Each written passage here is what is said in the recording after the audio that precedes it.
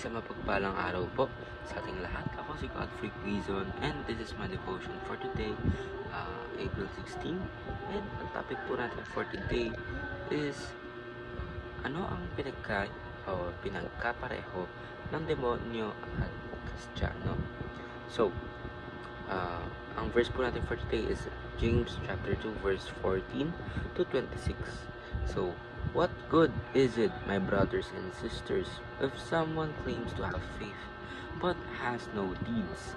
Can such faith save them? Suppose a brother or a sister is without clothes and daily food. If one of you says to them, "Go in peace, keep warm and well fed," but does nothing about their physical needs, what good is it?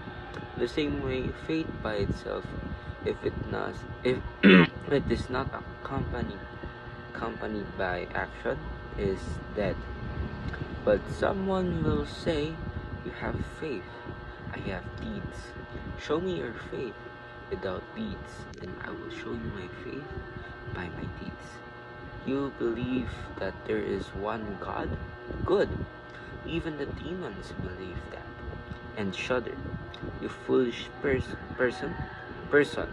Do you want evidence that faith without deeds is useless? So, yung main point po na sinasabi dito ni James na ang tayo pinagkapareho po natin sa demonyo ay pareho tayo naniniwala kay God at parehas rin po tayo sumasamba kay God. Of course, yung mga demons po of course, marami sa kanila yung mga nagsisisi kasi dati po silang angels and dati po sila nakikita nila si God na ngayon eternal na po yung pagkakawalay nila sa ating Panginoon. Pero of course, yung iba pa rin dahil nagsisisi, sumasamba sila na nagkakaroon sila ng pag-iisip na pwede pa sila makapasok ulit. So, ang pinagkaiba daw po naman ng believers sa demonyo ay yung ating good deeds. So, ibig sabihin, yung demonyo kasi, although sumasamba sila sa ating Panginoon, hindi nila ginagawa yung kagustuhan ng ating Panginoon. Subalit, of course, ang ginagawa nila is yung kasalungat ng gusto ng ating Panginoon. So, of course, tayo naman, sabi nga po ni James na faith without good deeds is dead. So, ibig sabihin, paano po natin malalaman na na malakas po yung faith natin? Simple lang po is nakikita po or nag-reflect sa atin yung turo ng ating Panginoon. Of course, kung ikaw ay sumusunod sa ating Panginoon, may faith ka sa ating Panginoon sa Kristo, dapat ginagawa mo yung mga turo niya. Hindi sinasabi mo lang na meron itiwala ka sa Kanya, pero yung mga ginagawa mo is hindi nakabatay or hindi ayon dun sa turo ng ating Panginoon sa Kristo. So that is why kailangan po natin na i-apply sa atin yung mga natutunan or yung mga teachings ng ating Panginoon sa Kristo in order for us to reflect His gift to us, salvation. So, ang ating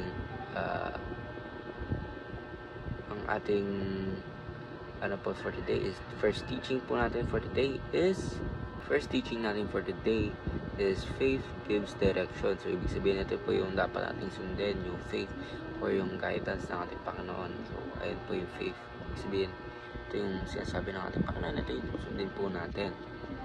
So, obedience is walking in that direction. Ibig sabihin, mga good deeds natin, ito yung pagsunod natin doon sa direction na yon, yung act na ginagawa natin in order for us para makapunta doon sa direction na yon. So, third teaching is faith and obedience are two sides of the same coin. Ibig sabihin, of course, hindi mo sila pwedeng pag-ibalayin dahil kung wala kang faith, wala ka rin good deeds. Ibig sabihin, hindi lang ikaw yung gagawa ng direction mo sa buhay. Hindi, yung faith po, yung direction na sinasabi sa'yo ng ating Panginoon na sundin mo. Of course, yung good deeds naman is alam mo na yung direction mo. Of course, gagawa ka ng paraan in order for you to get to that direction. Hindi lang naman pwede yung alam mo lang, diba? Hindi lang pwede may faith ka lang na alam mo na ganito si Lord na bibigyan ka ng direction pero hindi mo naman sinusunod, diba? So, medyo problematic siya. So, guilty tayo ng lahat. So, application po natin for today is show your faith by action. Be Abraham, not like demons who merely believe.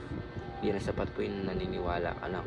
dapat pakita mo na naniniwala ka, pakita mo yung actions, dapat nag-reflect sa turo po ng ating Panginoon.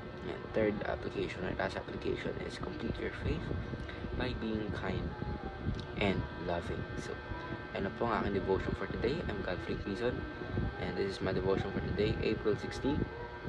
Sana po ay marami kayong tutunan. Ayun po, and God bless.